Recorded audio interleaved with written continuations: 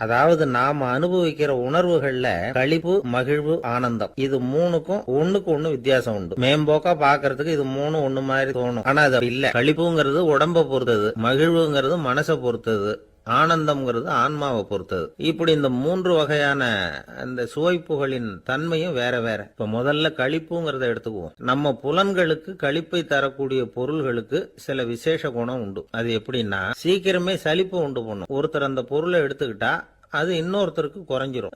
உணவு, உடை இதெல்லாம் களிப்பை தரக்கூடிய பொருள்கள். இப்போ உதாரணத்துக்கு ஒரு சாப்பாட்டு மேசையில ஒரு பாத்திரத்துல 10 இட்லி இருக்கு. அதுல ஒரு 2 இட்லிய நம்ம தட்டுல எடுத்து வச்சு சாப்பிடுறோம். நாம சாப்பிட்ட அந்த இட்லி நிச்சயமா எதிரில் உட்கார்ந்து இருக்கிறவருக்கு இல்ல, அவருக்கு உபயோகப்படாது. நாம சாப்பிட்ட அதே இட்லியை அவரும் சாப்பிட முடியாது, அவர் வேறதான் எடுத்து வச்சுக்கணும். அது மாதிரி நாம ஒரு சட்டையை எடுத்து போட்டுக்கிறோம், அதே சட்டையை அதே நேரத்தில் இன்னொருத்தர் போட்டுக்க முடியாது. புலன்களுக்கு களிப்பை தரக்கூடிய இது மாதிரி பொருள்கள்லாம் முதல் தடவை நமக்கு கொடுக்கிற களிப்பை 2வது தடவையும் கொடுக்காது, 3வது தடவை இன்னும் குறையும், கடைசியில வெறுப்பாவும் மாறிடும். ஒவ்வொன்னா இட்லியை தொடர்ந்து சாப்பிடுறோம்னு வச்சுக்கோங்க, முதல் இட்லி தரக்கூடிய சுவையை 30வது இட்லி தராது. முதல் தடவை புது சட்டையை போட்டுக்கிறப்ப நமக்கு இருக்கிற களிப்பு அதே சட்டையை 100வது தடவையா போட்டுக்கிறோம்னு வைங்க, அப்ப இருக்குமா? இருக்காது. இதுதான் களிப்பு. அதாவது சீக்கிரமே சலிப்பை தரக்கூடியது. ஒருத்தர் எடுத்துக்கிட்டா இன்னொருத்தருக்கு குறைஞ்சு போகக்கூடியது. ஆனா மகிழ்ச்சிங்கிறது அப்படி இல்ல. ஒருத்தர் அனுபவிக்கிறதுனால இன்னொருத்தருக்கு குறைஞ்சு போகாது. இப்ப காலையில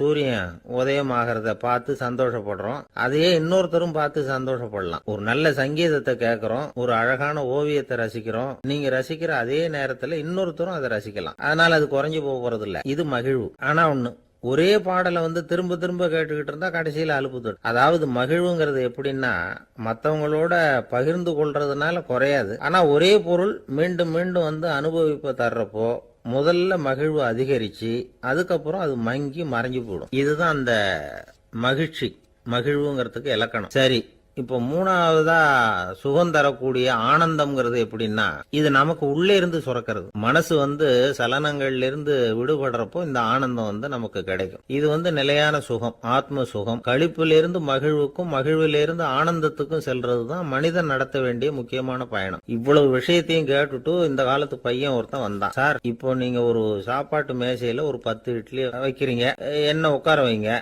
எதிரில இன்னொருத்தனை உட்கார வைங்க, நான் களி மகிழ்வுலாம் தாண்டி நேரடியா ஆனந்தத்துக்கு பயணம் பண்ணி காட்டுறேன் அப்படின்னா. ஒன்னும் புரியல அவன் சொன்னது. அது எப்படி, என்ன பண்ணுவ நீ அப்படின்னு சொல்லி கேட்டோம் ஆச்சரியமா. 2 இட்லி சாப்பிட்டா தானே சார் களிப்பு, நான் 10 இட்லியும் மொத்தமா சாப்பிட்டுருவேன், அடுத்தவனுக்கு எதுவும் கிடைக்காது, அவனுக்கு கிடைக்காதபடி நாமே சாப்பிட்டுறோம்ல, அதுதானே நமக்கு ஆனந்தம் அப்படின்னு அதுக்கு ஒரு விளக்கம் சொல்றான்.